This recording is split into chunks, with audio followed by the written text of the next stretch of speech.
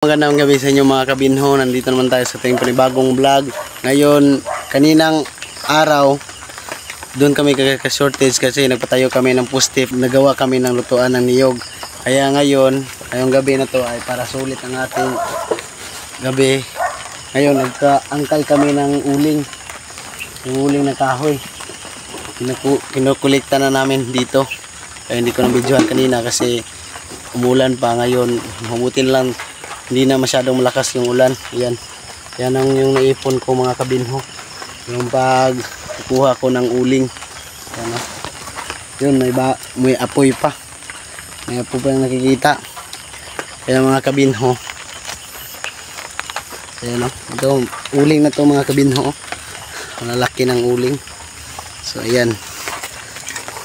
Kasi pag araw to natin kakalkalin, bukas magtrabaho pa ako kay ka-shortage. Meron akong trabaho doon sa bukid, doon sa malapit ni Cam Kabugoy. Kanyang tingnan lang natin kung saan tayo aabot sa pagkakalkal ng ulo. Mayroon ng apoy. Dapat yan mga kabinho, pag mayroong apoy, lagyan mo ng tubig, kunting tubig. Ayan mga kabinho, mayroong apoy. Yan, apoy yan mga kabinho. Kaya lagyan mo lang ng kunting tubig para mawala yung apoy niya. Kunting tubig naman, hindi lahat to lagyan mo ng tubig kasi basa. Pag basa yung bibili, bihin nila na basa yung uling mo. Kaya ito, pag nag-aangkal ka nito mga kabinho ng uling na kahoy, meron talaga yung mga apoy, yung mga baga. Kasi itong kahoy na to mga kabinho, hindi to pag tumigilan mo ng pag-uling, yung tawag nitong pagsirhan mo na para uling, hindi ibig sabihin na wala na yung apoy. Meron ding apoy mga konti, katulad yan mga kabinho. Yan, akala mo hindi yan apoy. Ayan, lagyan mo ng kunting tubig lang mga kabinho. At saka kasama ko ang aking misis. Siya yung kukuha ng uling para ilagay sa balde. At saka pagkatapos pag mapuno na yung balde na yan, ilagay na namin dyan sa sako para mailagay na sa sako yung mga kabinho. Ayan o, meron pang nahagis ko, meron pang hilaw. Kaya kunin natin, lagay natin doon. Sayang naman kasi mga kabinho.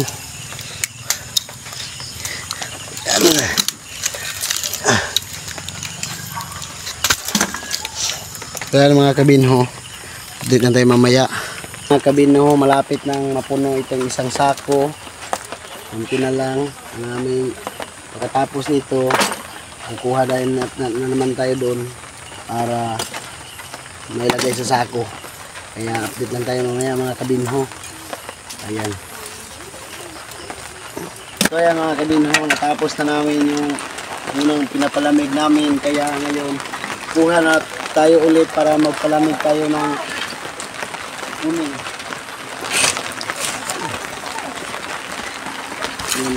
Ganyan lang mga kabinho.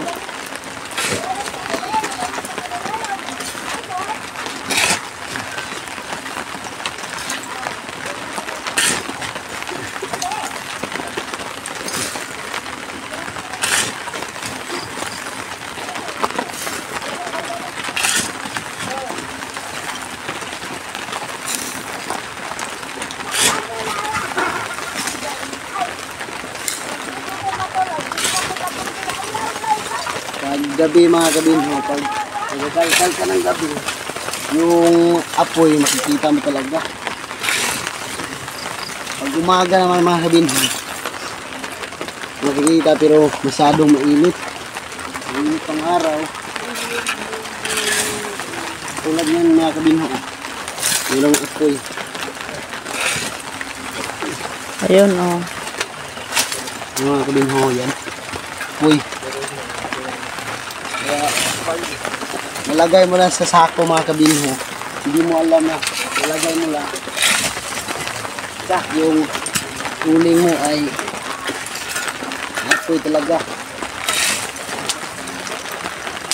Sa ganyan mga kabinho, kukuha ka ng tubig para lagyan mo ng kunti. Kunting tubig lang mga kabinho. Pula dito mga kabinho. Kita yung apoy. Ayan.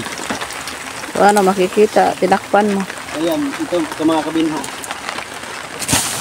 Tingnan mo lang mga kabinho para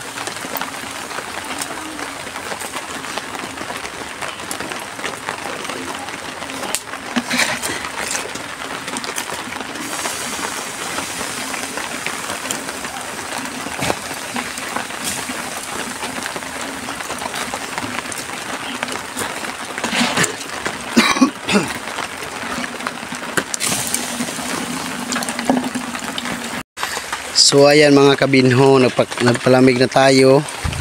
Kaya itong lumamig, nakuha na ng aking asawa. Kaya ilagay niya sa bag ko. Para mailagay din sa sako. So ayan. Meron na tayong lagyan ng isang sako. Pangalawang sako na yan mga kabinho. So ayan. So ayan mga kabinho, meron na tayong dalawang sako na nakuha ay naipon. Kaya ngayon, magpapalamig tayo ulit. Yan ang ating gagawin. Paulit-ulit lang ating gagawin mga kabinho. Palamig. Lagay sako. So ayan mga kabinho. Palamig na muna tayo. Kaya so ayan mga kabinho. Malapit nang maubos yung ating pinalamig. Kaya meron na tayong dalawang sako. Hapit na mapuno yung isang sako para tatlo na. Yan mga kabinho. So yan mga kabinho, malakas pa yung usok. Umusok pa yung ating uling. Kaya mayroon pang apoy. Lamig tayo ulit. Kaya dito yung aming nilagyan ng uling. Lilinisan mo yan at saka ilagay mo yan sa kilid katulad nito. Katulad nito para yung pag mag-uling tayo ulit mga kabinho, mas marami na tayong ilalagay sa ibabaw. Meron na tayong pangtambak sa ating uling. Kaya mga kabinho, so ayan mga kabinho, bukas magtatrabaho pa tayo ni Idol Ka-Shortage. Magkabit tayo ng yero doon sa lutuan ng kanyang niyog. Kaya hindi natin i-prepare sa ating katawan. Magpahinga muna tayo. Kung hindi pa nagpapagawa si Idol Ka-Shortage sa atin ng lutuan ng niyog niya, ito tatapusin ko to kahit gaabutin pa tayo ng umaga para pag natapos ko na, pag umaga wala na, makapapahinga ka na, pwede ka nang mag-relax para yung katawan mo ay babalik yung resistensya. So ngayon, medyo umaambon pa rin mga kabinho. Kanina nandun kami sa Kabugoy. Yung naming tinatrabaho na lutuan ng niyog. Mga alas 3 yata, umulan ng malakas na ulan at saka hangin. Kaya mapapanood nyo sa vlog ni Idol Kabugoy at saka kay Ka-Shortage yung hangin. Kaya maraming salamat sa walang sawang sumusuporta sa akin sa pagtingin ng aking video. Maraming salamat po sa inyo talaga. Mga kabinho, takpan na natin to yung usok mo yung labas. Takpan na natin para makapahinga na tayo. Ayan. Takpan talaga ito mga kabinho para walang singaw. Bukas, meron ka rin makukuha. Hindi maabo lahat.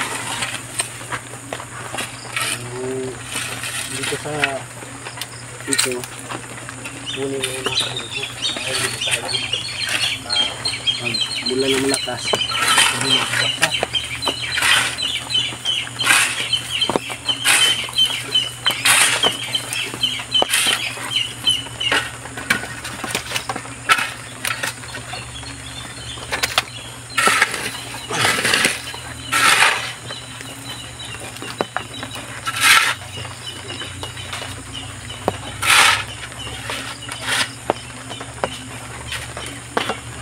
Pag uling mga kabinho, tagal-tagal lang talaga. Tagal talaga ito yung pag-uling.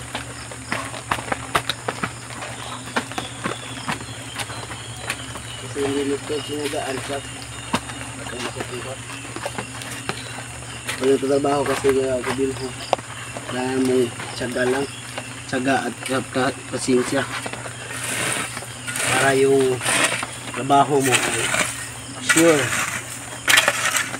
talaga.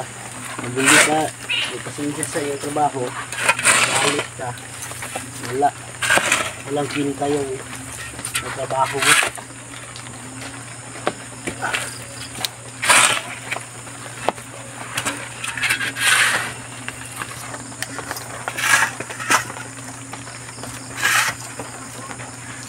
Kaya mga kabinho, natakpan ko na lahat.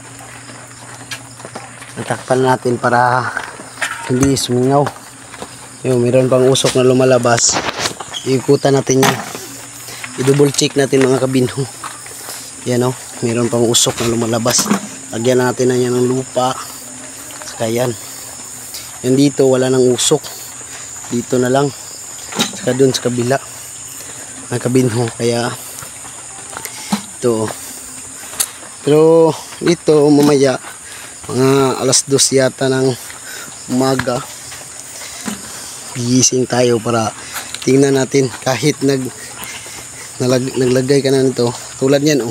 Pag hindi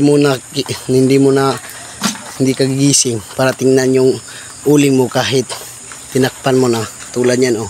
Meron pang apoy yan, lalaki yan mga kabinho, malaki yan, kakainin yan lahat, masayang sayang yung pagod kasi nasisira. Paakan mo lang yung kabinho. So yan, maraming salamat mga kabinho. Ayan, susunod ulit mga kabinho sa susunod na vlog natin mga kabinho. Thank you all and God bless. So ayan mga kabinho, ganyan lang ang magpili ng uling. Ito, ayan, kunin yung malalaki.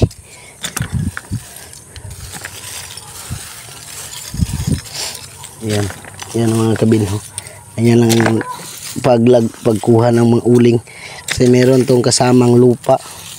Yung lupa hindi mo yan ilalagay yung mga damo para yung uling mo malinis. Pag binta mo hindi ang bumibili hindi magreklamo sa iyo na yung uling mo dirty. Yan, malapit na mapuno mga kabinho. Yan o. Yan sa misis ko, siya yung siyempre tayo ay pag mayroong yan o, mayroong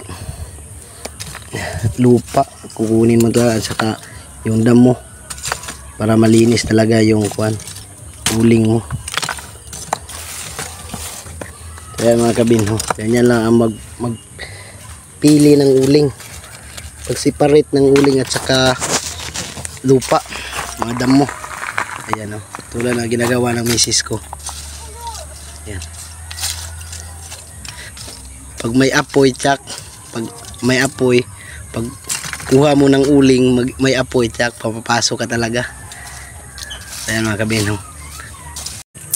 So ayan mga kabinho, dahil hindi natin natapos kagabi, 3 sako lang natin nakuha kagabi. Ngayon, yan lang umaga, umulan, lagay na sa uling, sa sako, 1, 2, 3, 4, 5, 6, 7, 8, 8 sako na, at ito pang siyam.